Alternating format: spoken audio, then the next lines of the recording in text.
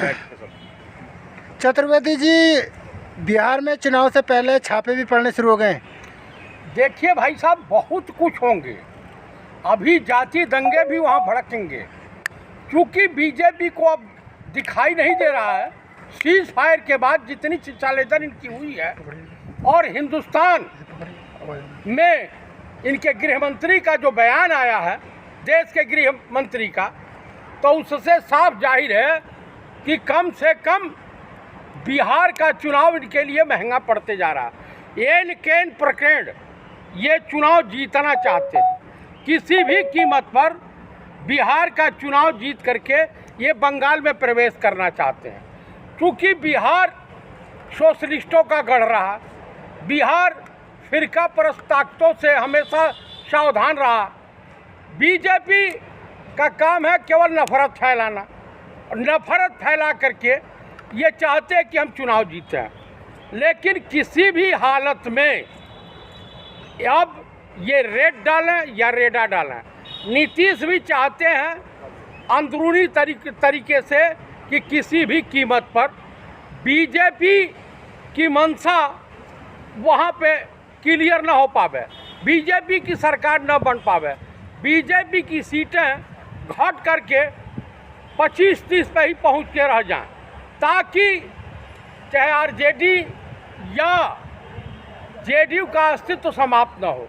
हाँ, कुछ कुल मिलाकर के मैं ये दावे के साथ कह सकता हूँ कि इस बार जो है कमोबेश ये रामविलास पासवान के पुत्र चिराग पासवान निपट जाएंगे।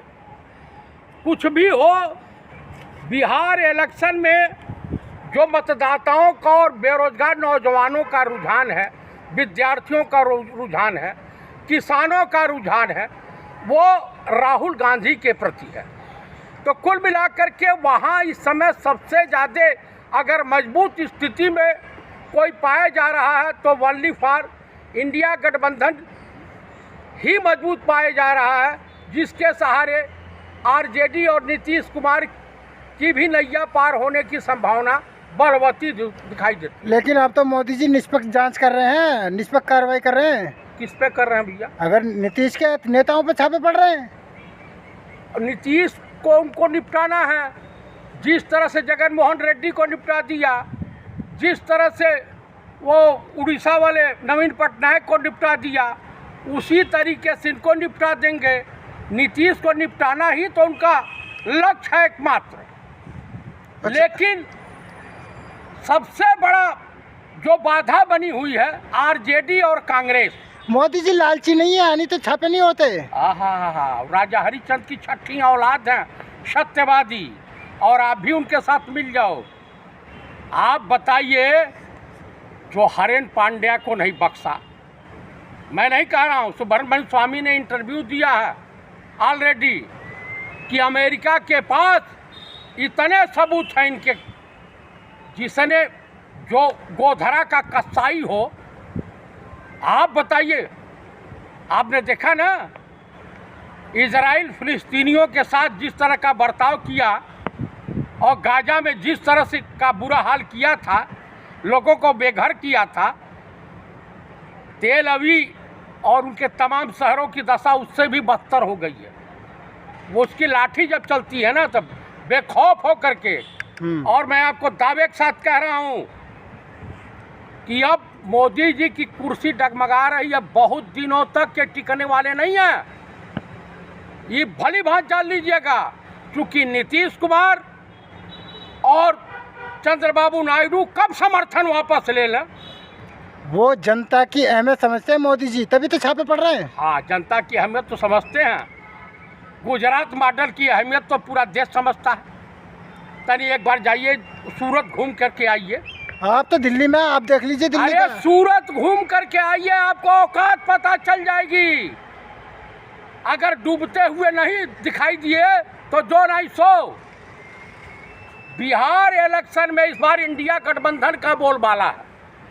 बिहार में बिहार की जनता परिवर्तन चाहती है, न वो नीतीश को देखना चाहती है, न बीजेपी को देखना चाहती है, और न ही चिराग पासवान उर्फ चिराग पांडे को देखना चाहती है। तो जनता ने तो कांग्रेस को नकार दिया। आपने किसने कब उपचुनाव देखा होगा अभी आपने, कहाँ? सब जगह। अरे जूते जूते चुनाव आयु मुख्य आयुक्त राजू अग्रवालवा को अगर पीटा जाए, ये बताइए वो वहाँ महाराष्ट्र का मुख्यमंत्री या जो है नागपुर दक्षिण सीट से कितनी वोट बढ़ गए पता नहीं है, एड्रेस ही में नहीं करे, वोटर है भाई 29,000 कुछ, सब बगल में आ रहा है। बिहार में भी इसी तरीके से जवाब मिलेगा आपको।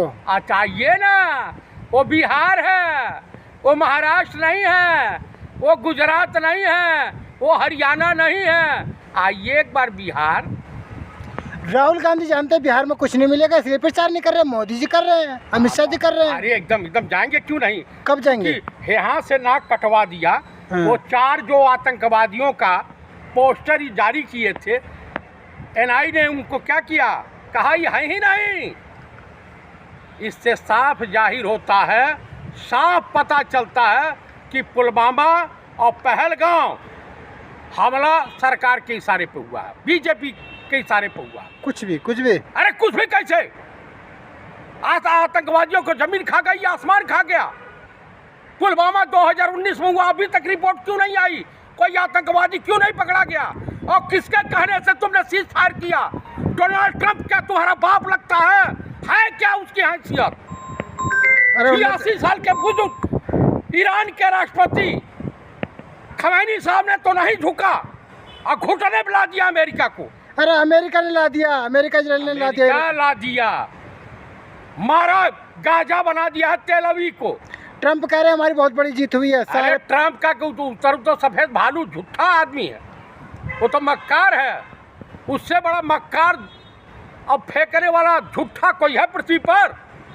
अरे भारत के साथ है ट्रंप, कम से कम अब तो भारत के साथ कहाँ है? ऐसा कोई सगा नहीं जिसे नरेंद्र मोदी और डोनाल्ड ट्रंप ने ठगाना। मीडिया भी साथ है ट्रंप के साथ। हाँ, वो तो रहबे करेगी। अंजना मोदी रहेंगी, चित्रा रहेंगी, आज तुहार भौजी रूपका लियाकत रहेंगी, और अमित देवगन वाला दल्ला रहेगा, दीपक चौरसिया गजेड़ी रहेगा, हाउ एक ठो अफीम मांगते रहता है, ब्राउन शुगर मांगता है, और कौन गोस्वामी है वो रहेगा। अच्छा, इस जंग को कौन जीता, इजराइल, ईरान या अमेरिका? ईरान की खुलेआम जीत है। उसने कह दिया कि मैं अपने शर्तों पर कि आपको गाजा फिलिस्तीन को खाली करना पड़ेगा, और हम अपना परमाणु जो है कार्यक्रम उसे बंद नहीं करेंगे, अपनी शर्तों पे माना है। और यमन के लड़ाके घुस गए हैं, इजराइल के 80,000 लड़ाके पहुंच गए हैं। वो तो आतंकवादी है वहाँ। कहाँ पे? वो तो आतंकवादी है ना। अच्छा। यमन। और ये क्या तुम्हारा मौसा लगता है क्या इजराइल वाला नेता हूँ, क्या लगता है? इससे बड़ा आतंकवादी मानवता का हत्यारा कोई है? नेता हूँ और नरेंद्र मोदी में कोई अंतर है? आप मुझे बता दीजिए, बिहार इलेक्शन के पहले ईडी का पहुंच जाना, विरोधी खेमे और नीतीश को के लोगों को डिस्टर्ब कराना क्या उचित है? खाम नहीं अपने देश की जनता को बेवकूफ़ बना रहे। वो कह रहे हैं हमारी 2 जीत हुई है, एक इजराइल से, दूसरी अमेरिका से। ऐसा नहीं है, ये गलत है। आप देख लीजिए कितनी तबाही मचाई है उस बुजुर्ग ने। तो डबल जीत हो गई क्या ईरान की? नहीं, अमेरिका के बेस पर, आर्मी बेस पर आज तक किसी ने हमला किया है? ईरान ने करके दिखा दिया, हलक में हाथ डाल दिया, समझ रहे हैं? तो वो जीत है ईरान और की। उसी तरीके से चुनाव आयोग के हलक में नेता प्रतिपक्ष राहुल गांधी ने हाथ डाल दिया, औथोड़ी सहित बाहर आएगा सच्चाई। तो राहुल गांधी को तो बुलाया, अब बुलाएगा, अब उसके बाप भी बुलाएंगे। चाय समोसा में खिलाएंगे अब जाके। अरे चाय समोसे के उनके भूखे हैं, वो जानते हैं कि बेईमान है चुनाव आयोग। अच्छा। और राजू अग्रवालवा को जेल जाना है, पूर्व चुनाव आयुक्त को। अच्छा, उसको जेल जाना है। और इस बार बिहार में इनकी दाल नहीं गलने वाली है किसी भी कीमत पर। इनको बंगाल का रास्ता चाहिए तो बंद। आसाम चुनाव भी ये हारेंगे, बंगाल हारेंगे, केरल हारेंगे। अब इनके हार का सिलसिला शुरू। बिहार में मुख्यमंत्री कौन बनेगा? कौन बनेगा, नीतीश कुमार या सम्राट चौधरी? इन सबों की क्या विषाद है, कटोरा लेके मांगेंगे। इस बार बड़ा चेहरा है बिहार के। कौन सा बड़ा चेहरा भैया, कौन सा? सम्राट चौधरीया के कौन पूछता हो? नीतीश कुमार पूछने तो वाला है? नीतीश कुमार तो हैं। नीतीश कुमार गांजा पी के पगला गए हैं। अगर डोज नहीं बढ़िया मिला तो एकदम क्या वो तो महिला भी पकड़ ले रही थे, टोने लगते हैं। गृह मंत्री के मंच से एक IAS अफसर उनको गमला देने गया, उसके सर पे रख दिए, तो मानसिक रूप से दिवालिया हो गए। उनको अब रांची या आगरा में इलाज की आवश्यकता है। मुख्यमंत्री नहीं बनेंगे? मुख्यमंत्री अब खत्म, सेवा समाप्त, और चिराग का पतन शुरू। और सम्राट चौधरी तेरी दाढ़ी मुँह सब कटेगी। अरे क्या बात कर रहे हैं, चिराग पासवान मुख्यमंत्री बनने का सपना देख रहे हैं। सपना देख रहे हैं तो अभी देखिए प्रधानमंत्री बनने का सपना।